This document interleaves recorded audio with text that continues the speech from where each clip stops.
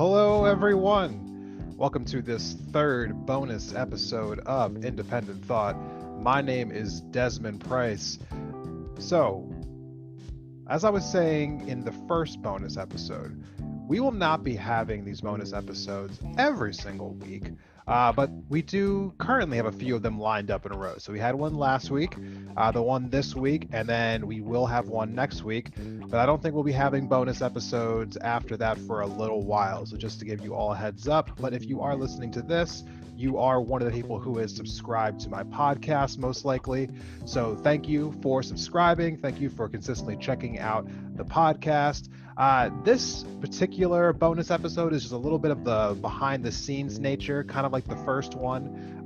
It is from the conversation that I had with Vladislav. He was my guest on my China's concentration camps episode. So for my rest of my discussion with this particular guest, go to that episode in the second segment to hear the rest of our conversation. This portion of the conversation took place after the episode had ended, so it's just some extra content that I thought I'd give you all for those of you who are interested in knowing what kind of conversations happened before or after the episode. So if you have any comments on what we had to say in this particular bonus episode, please give me a DM on Instagram, which again is the best place to keep up with the podcast. Follow me at Independent Thought. So thank you all, and I'll see you in the next episode or bonus episode. Stay tuned.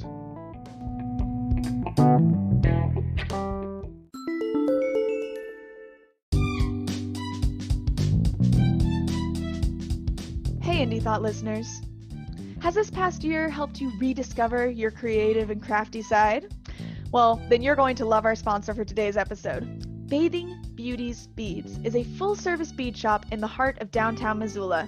Whether it's seed beads, semi-precious stones, vintage beads, or just materials to make a project, they have something for every person and every price range. Not from Missoula? Don't worry. They have an extensive online store and they will ship directly to you. Whether you're a beginner or a pro, they'll welcome you and help you make your next project a reality. You can find them online at Bathing Beauty's Beads on Instagram and Facebook, or at bathingbeautiesbeads.com. And don't forget to use offer code INDEPENDENTTHOUGHT at checkout to save 15% on your order.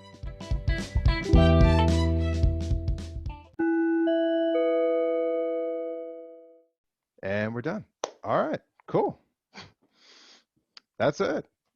Right on, Desmond. How do you feel? Is there any part that you would need me to like rerun through with you, or do you? No. I mean, and if you're looking later, you can also let me know. Like, I'm happy to work with you. Oh no.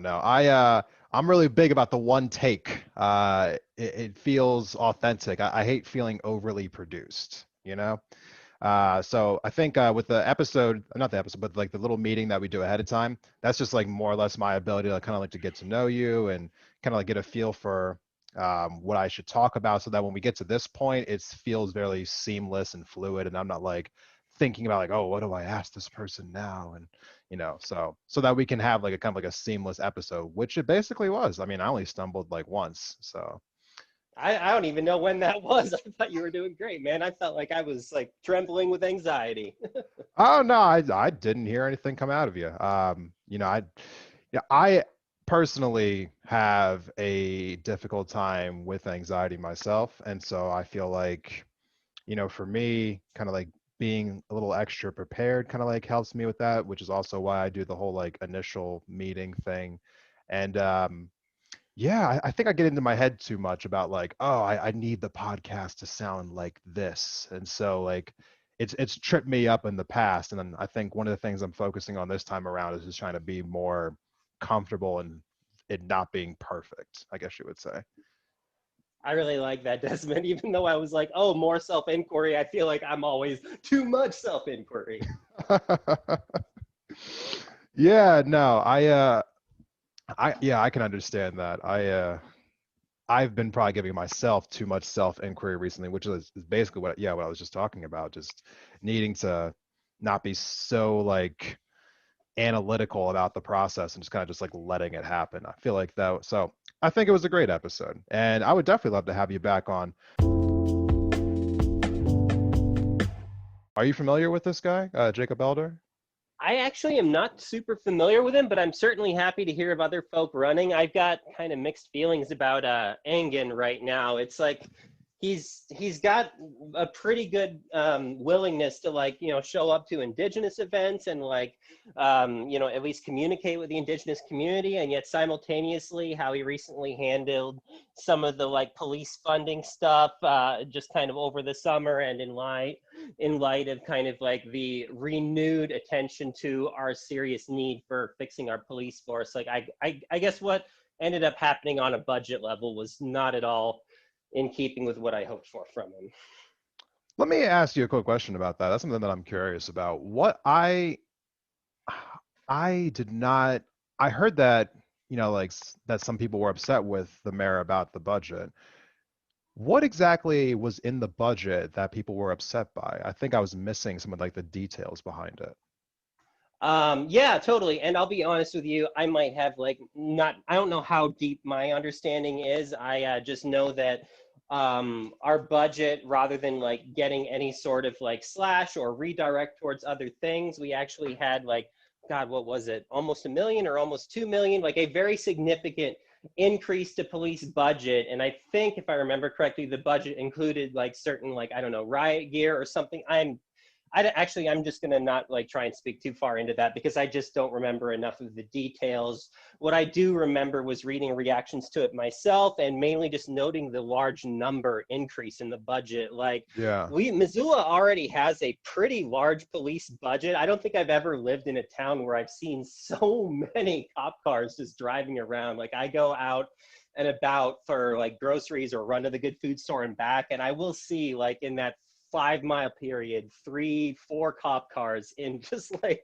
10 minutes of driving or 15 minutes of driving. And I feel like, just on a visible level, like, that tells me just how hard we're policing here in Missoula. And obviously I would need to know more about statistics and data, but I in general, I think, agree with the philosophy that, like, we don't need to fund our police force as much as we fund other things that strengthen our community, and by making the community stronger, reducing crime in that way. Like, right, rather than just assuming that crime is going to happen and we need to throw more money at preventing it, why don't we take a different preventative action by making our community more stable and making fewer people have to resort to crimes of need or desperation?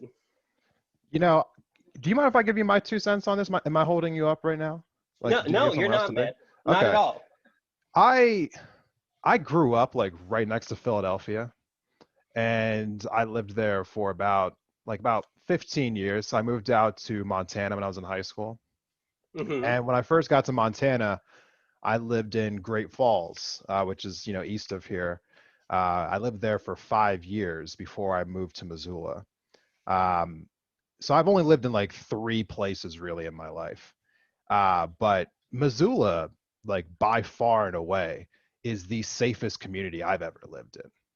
So the thing that always, like, baffled me when I heard about these police conversations, like, the last few months, it baffled me how much money we were spending on the police. Not because, like, I'm against police, because I'm not really against the police. When I heard the abolish the police movement, I thought that personally, I was just like, doesn't make sense to me. But what really just kind of struck me was just like, this is the safest community I've ever lived in, like, by far. I mean, it just, like, and I don't know that it's, like, really one because they're like, oh, well, it's because we have so much police. I was just like, there's just not really criminal, like, activity around this place. In Montana as a whole, where I grew up at next to Philadelphia, like, that is a crime, like, infested, like, area where I grew up at in Pennsylvania. Like, there is crime there, like, real crime. And so, like, I understand the need for police presence there. I wish it wasn't as corrupt as it is, for sure, because the police in that area are extremely corrupt.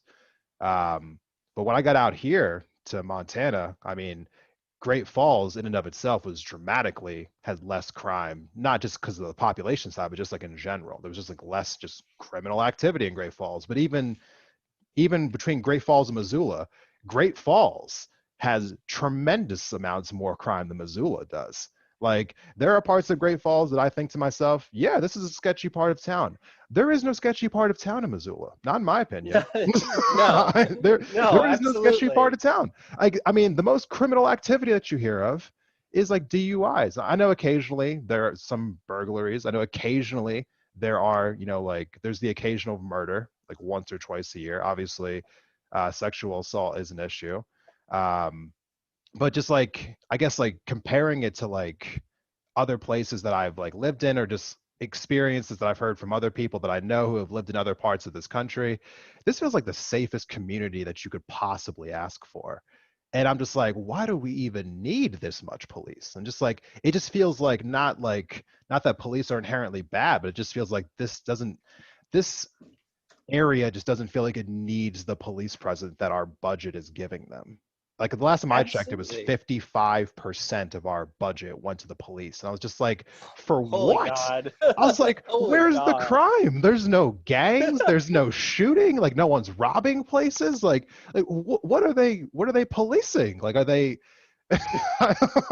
Seriously. Oh my I goodness. I just don't know. This is such a nice place. Like, there's just no bad people here. I mean, I know that there are some bad people. I've met them, but I mean, it's so minuscule. You have to try to find it. Yeah, absolutely. And it's like I wonder myself, like I don't know enough of the stats to say like how much of that has to do with the excessive seeming amount of police force active here, or the fact that we actually have some pretty strong community support in this town. I've never lived in another town in my life where the bus is free. And let me tell you, like having been poor most of my life, that's a crazy huge benefit. I mean, our bus is free as many times a day as you want to get on, no paying $3 and then having one transfer that you have to use in the next 2 hours. But Yeah. if you're going into work, you're paying $6 a day or maybe more if the one transfer isn't enough for you. Like it's an amazing little benefit just right there in our bus system. We have like a really strong food bank. I've food banked in a few different towns, and our food bank is the best food bank I've seen.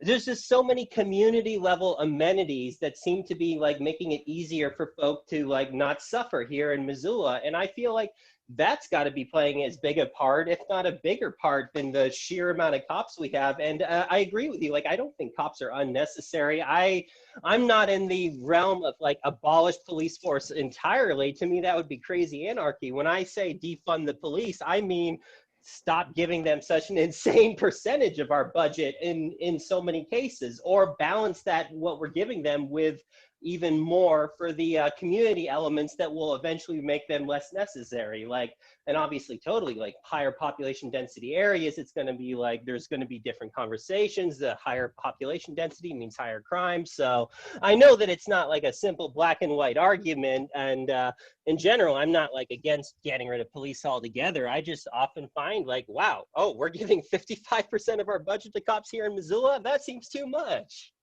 Yeah, no, I definitely understand where you're coming from. I mean, it seems unnecessary, and like maybe I don't have enough details, like maybe I don't have all of the information, but from a surface level, from a citizen's perspective, I've lived here for a decade. And in a decade of living here, I've never once felt unsafe. And that's even as a person of color. Like, I have Right. felt unsafe in Great Falls. And I also think that Great Falls is a safe community, but I have felt unsafe there. I have never felt unsafe here, like never once, And so, like, that to me just kind of like just all the times that I've spent interacting with this town, and I've actually had run-ins with the police here. I mean, nothing like, where I felt like I was being overly like profiled, but like being pulled over, dealing with them downtown, or I had like a car that didn't look the best, so I think I was getting pulled over because people thought that I might not have insurance for a while. So I had a few run-ins with Oh the man. police, and the police here are the nicest place I've ever met, like far and away. Nicest place I've ever met. They never gave me a hard time. I never felt like I was, like they were trying to like abuse their power. It's been nothing but a good experience with the police in this town. I'll emphasize that because I've had bad run-ins with police in other towns. But yeah, so I don't know. I was also confused when I heard that like we gave so much money to the police, because I'm just like, Yeah, that money could probably be used differently in this particular case because our crime here just basically doesn't exist.